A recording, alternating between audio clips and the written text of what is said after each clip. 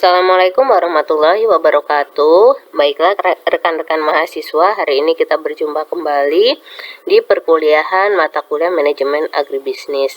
Nah, pada perkuliahan hari ini kita akan membicarakan topik pengendalian biaya produksi dan break even point atau biasa disebut sebagai BEP.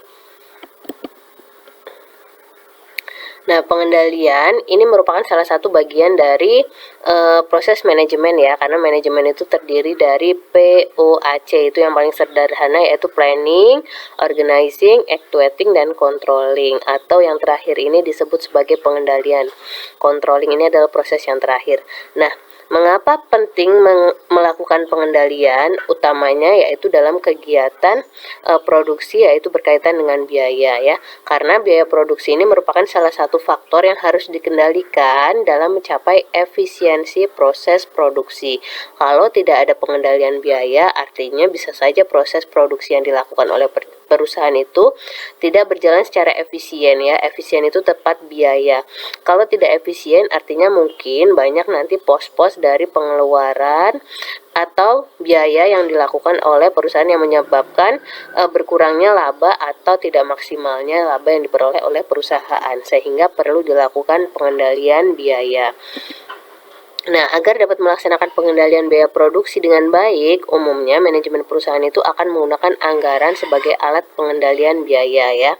Dan metode yang digunakan untuk menentukan besarnya volume produksi adalah analisis pulang pokok, atau biasa orang menyebutnya balik pokok ya. Orang awam biasanya menyebutnya balik pokok atau analisis pulang pokok. Analisis ini dikenal dengan istilah analisis impas ya, atau BEP, break even point, di mana impas ini tidak untung dan juga tidak rugi. Nah, di titik inilah nanti perusahaan bisa menentukan berapa sih jumlah produksi yang dilakukannya sehingga dia tidak mengalami kerugian. Nah, break even point atau BEP disebut juga sebagai titik impas atau pulang pokok atau balik pokok ya, sudah saya sebutkan tadi. Analisis BEP digunakan untuk mengetahui pada titik berapa hasil penjualan itu sama dengan jumlah biaya ya. Jadi analisis BEP ini bisa mengetahui penjualan berapa sih yang merupakan nilai penjualan yang sama dengan jumlah biaya yang dikeluarkan ya. Atau perusahaan beroperasi dalam keadaan tidak laba dan juga tidak rugi, atau disebut juga dengan impas ya. Jadi labanya adalah 0. Analisis BEP tidak hanya memberikan informasi apakah keadaan perusahaan mencapai titik impas atau tidak, tapi juga memberikan informasi mengenai berbagai tingkat volume penjualan dan kemungkinan perolehan keuntungan menurut tingkat penjualan. Nah, karena analisis BEP ini kan nanti kita bisa tahu ya, berapa sih nilai penjualan minimum yang harus dilakukan sehingga perusahaan itu tidak mengalami kerugian. Sehingga dari nilai itulah kita bisa menentukan berapa sih kalau mau dapat keuntungan, maksudnya seperti itu. Nah, tujuan analisis BEP itu ada 3. Yang pertama, menentukan jumlah produksi dan penjualan minimal sehingga tidak mengalami kerugian.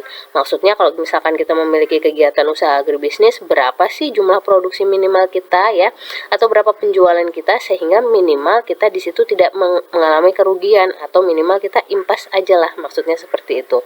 Yang kedua, menentukan harga jual persatuan ya. Jadi kalau kita sudah dapat nilai BEP, kita bisa tahu berapa sih nilai harga jualnya sehingga kita memperoleh titik impas tersebut.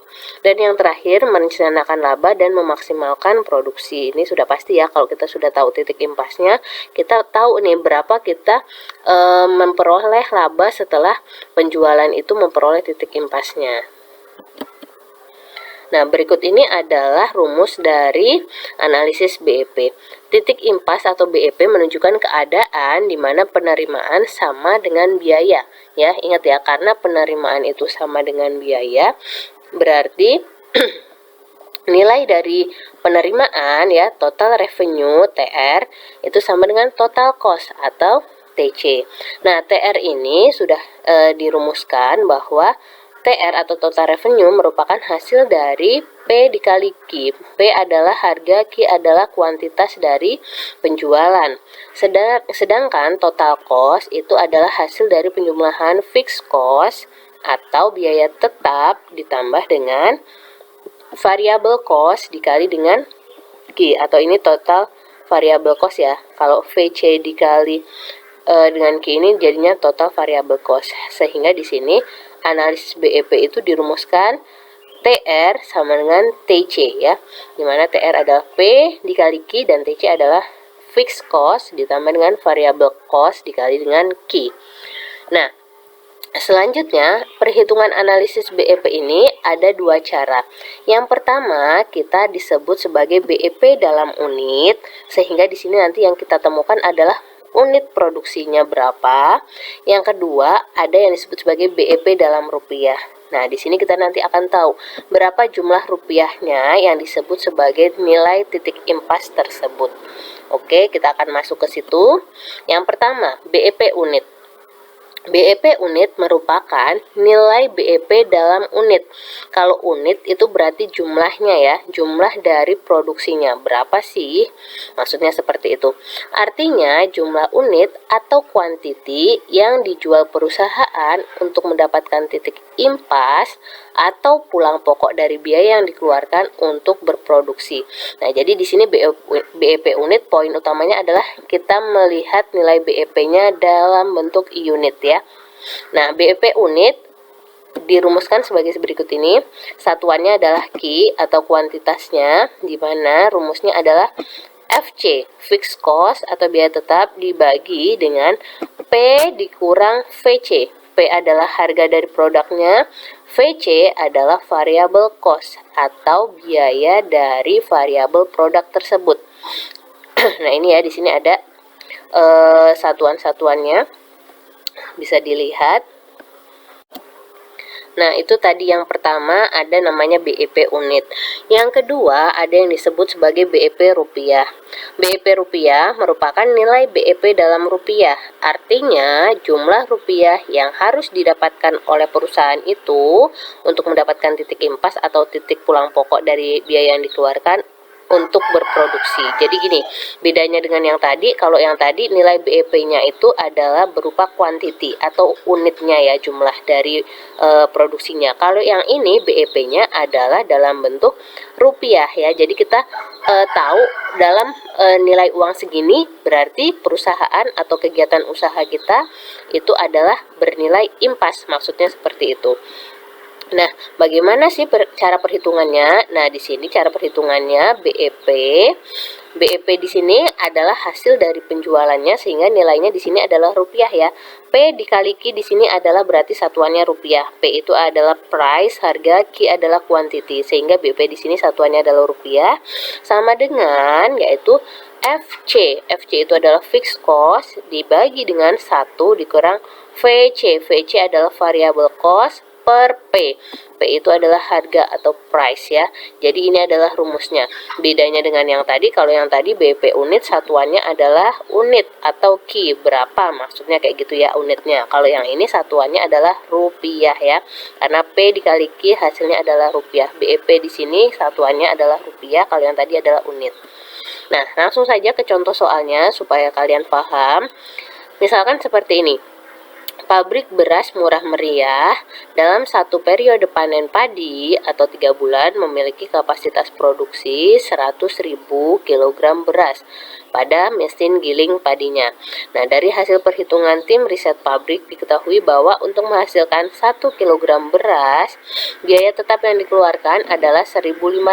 Ingat ya, biaya tetapnya untuk 1 kg beras adalah 1.500 dan biaya variabelnya yang dikeluarkan adalah 2.500. Dengan mempertimbangkan total biaya yang dikeluarkan dan tingkat keuntungan yang diinginkan, maka pabrik menetapkan harga jual beras yaitu sebesar 5.000 per kilogram.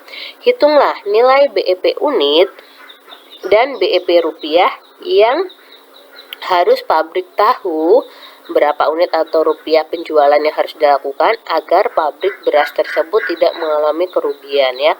Jadi pabrik ini harus menghitung kalau misalkan dia jualan beras itu harganya 5.000 per kilo, terus dia dalam melaksanakan produksinya itu biayanya adalah 1.500 untuk biaya tetap dan 2.500 untuk biaya variabel, dengan kapasitas produksi dia cuma 100 kilogram beras, berapa sih dia harus melakukan penjualan sehingga dia minimal mendapatkan impas ya, tidak untung dan tidak rugi. Nah, maka perhitungannya seperti ini. Terlebih dahulu kita hitung dari FC ya. FC itu adalah fixed cost total ya. Fixed cost total bisa kita dapatkan dari harga maksudnya dari biaya fixed cost per unit, yaitu tadi 1.500 ya, dikali dengan total jumlah produksi. Total jumlah produksi adalah kita anggap sebagai tadi kapasitas produksi dari pabrik tersebut ya. Kapasitas produksi dari pabrik adalah 100.000 kilo ya. Jadi kalau untuk biaya tetapnya adalah 1.500 dikali dengan 100.000, hasilnya adalah 150 juta. Nah, ini adalah maksimal dari produksi padi yang bisa dilakukan tadi ya, 100.000 kilo, sehingga biaya tetapnya menghasilkan 150 juta. Nah, BEP unitnya gimana perhitungannya? BEP unitnya berarti FC dibagi dengan P dikurang VC. FC-nya tadi sudah ketemu ya, totalnya adalah biaya tetapnya 150 juta. Dibagi dengan P, harganya adalah 5.000 dikurang dengan VC. VC adalah biaya variabel per kilo. Nah, ketemu 2.500 kan tadi di soal sudah disebutkan, berarti hasilnya ketemulah 60.000 kilo. Sehingga dengan ini pabrik harus melakukan penjualan minimal 60.000 kilo untuk mendapatkan titik impasnya, supaya dia tidak rugi. Artinya kalau dia mau untung, berarti dia menaikkan penjualan itu di atas 60.000 kilo. Gitu aja ya simpelnya. Kalau 60.000 kilo ini dia sudah dapat impasnya. Kalau mau untung, ya berarti harus di luar itu, dilebihkan di atas 60.000 kilo. Nah, selanjutnya gimana cara mencari BEP rupiahnya? BEP rupiah tadi rumusnya adalah FC ya dibagi dengan 1 dikurang VC per P. FC-nya adalah 150 juta dibagi dengan 1 dikurang dari VC-nya adalah 2.500 karena per kilo ya, dibagi dengan P. P-nya adalah 5.000. Berarti hasilnya adalah, ini hasil perhitungannya adalah 300 juta. Artinya untuk mendapatkan titik impas, maka pabrik itu harus mendapatkan nilai penjualan minimal adalah 300 juta. Itu nilai minimalnya yang harus didapatkan oleh pabrik untuk berjualan. Nah, ini BEP dalam rupiah. Tadi kita sudah ketemu ya, yang pertama BEP unit dan yang kedua BEP dalam rupiah. Nah, sekarang kita buktikan kalau hasil dari BEP unit itu apakah sama dengan hasil BEP rupiah? Karena kan di sini dua cara ya. Nah, kita buktikan pembuktian kesamaan nilai BEP dalam unit dan rupiah ini dapat dihitung dengan membuktikan bahwa jika pabrik berhasil menjual senilai BEP unit, maka nilai itu sama dengan nilai rupiahnya. Maksudnya gitu. Tadi kan BEP unitnya adalah sebesar 60.000 tuh. Nah, sekarang kalau kita kalikan dengan harganya. Nah, 60.000 dikali dengan harga beras penjualannya adalah 5.000. Ketemulah 300 juta. Artinya nilai dari BEP unitnya ini sama dengan nilai BEP rupiah. Begitu ya. Jadi sama aja, mau dicari dengan cara ini, mau dicari dengan cara ini, hasilnya adalah sama saja. Karena hasil perkalian dari BEP unit dikali dengan harga itu ketemulah nilai BEP rupiahnya. Nah, selanjutnya dari apa yang sudah kita dapat tadi nilai dari perhitungan, ada yang disebut sebagai BEP pendekatan grafik ya, dimana BEP dengan pendekatan grafik ini menggambarkan hubungan antara volume penjualan dengan biaya yang telah dikeluarkan oleh perusahaan serta keuntungannya. Selain itu, untuk mengetahui tentang biaya tetap, biaya variabel, dan tingkat kerugian sebuah perusahaan, dari contoh di atas bila dibuat grafik adalah sebagai berikut ini ya. Nah, ada lagi yang disebut sebagai waktu untuk dapat memperoleh pengembalian pulang pokok atau BEP. Jadi di sini maksudnya adalah kita tuh tahu berapa sih waktu kita untuk dapat pulang pokoknya itu atau balik pokoknya dari BEP yang sudah kita hitung. Nah, Contoh soalnya seperti ini misalnya ya. Seorang mahasiswa akan memulai bisnis usaha ayam goreng dengan harga jual per potongnya adalah 8.000 dan target penjualan per hari adalah 20 potong ayam. Ingat, per hari 20 potong dan satu potongnya itu harganya 8.000. Berdasarkan data-data biaya produksi di bawah, maka waktu yang diperlukan mahasiswa tersebut untuk dapat BEP-nya atau pulang pokoknya adalah sebagai berikut. Contohnya seperti ini perhitungannya ya. Jadi kalau misalkan satu hari mahasiswa tersebut menjual 20 potong, berarti satu bulannya adalah 20 dikali 30 ya, berarti 600 potong ya. Jadi untuk perhitungan fixed cost ini misalkan diketahui di contoh soal seperti ini ya. Peralatan masak sekian, gerobak sekian, meja segala macam, sehingga jumlah fixed cost-nya adalah segini. Nah, untuk variable cost, karena variabel ini adalah perkalian dari biaya variabel dikali dengan unit yang dihasilkan, beda dengan fixed cost, berarti di sini jumlah dari biayanya adalah dikalikan dengan 600 ya. Karena 600 ini adalah total dari unit yang dihasilkan selama satu bulan. Karena satu hari adalah 20 potong, kalau satu bulan berarti 20 kali 30 adalah hasilnya 600. Nah, misalkan untuk daging ayam yang pertama, harganya itu per potongnya 3.000. Berarti kalau satu bulan 3.000 dikali dengan 600, harganya adalah 1.800.000. Begitu juga misalkan bumbu 250 untuk per potongnya. Kalau untuk kebutuhan satu bulan berarti 250 dikali dengan 600 yaitu 150.000. Plastik juga seperti itu.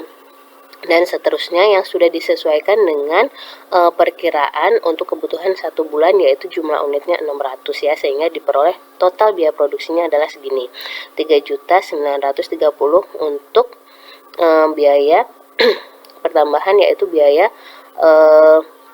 ini untuk biaya variabel cost-nya aja ya.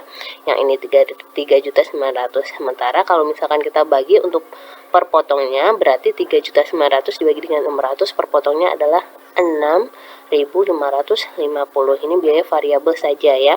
Lalu target penjualan, kalau target penjualan per hari untuk satu potong ayam, ini kan tadi per harinya adalah 20 potong ya, berarti untuk target penjualan per bulan adalah 20 dikali 30 yaitu 600. Sehingga kalau harga jual ayamnya 8.000, maka nilai BEP-nya adalah pakai rumus yang tadi ya, BEP unitnya ketemunya hasilnya yaitu 3.740. Nah, ini senilai ini baru dia si mahasiswa tersebut maksudnya bisa memperoleh impas dari modal yang tadi dia keluarkan ya, senilai unit penjualan 3.740 sekian ini, dimana kalau ini dirupiahkan BEP rupiahnya berarti adalah 3.740 dikali dengan 8.000 yaitu 29 juta sekian. Nah, sekarang kita mau mencari waktunya, itu berarti berapa sih untuk memperoleh nilai impasnya ini. Nah, ini kan BEP unitnya 3.740 unit nih. Berarti kalau untuk mencari waktunya 3.740 dibagi dengan penjualan dalam satu bulan. Penjualan satu bulan adalah 600. Berarti ketemulah waktu penjualannya adalah 6 bulan 7 hari. Maksudnya seperti itu. Ini adalah waktu yang dibutuhkan dalam mencari berapa sih waktu pengembalian dari BEP tersebut. Maksud soal itu adalah seperti ini ya. Nah, ini ada soal latihan dimana bunyinya adalah seorang mahasiswa Polinela memiliki bisnis sambilan pupuk cair, dimana setiap bulannya dia bisa memproduksi 50 liter pupuk cair. Harga pupuk cair tersebut ia jual sebesar 50.000 per liter, biaya variabel rata-rata per liter 30.000 dan biaya tetapnya adalah 2 juta. Nah, di sini kalian diminta untuk menghitung berapa sih nilai BEP unit dan BEP rupiahnya. Silahkan dikerjakan untuk praktikumnya ya. Saya akhiri perkuliahan hari ini. Wassalamualaikum warahmatullahi wabarakatuh.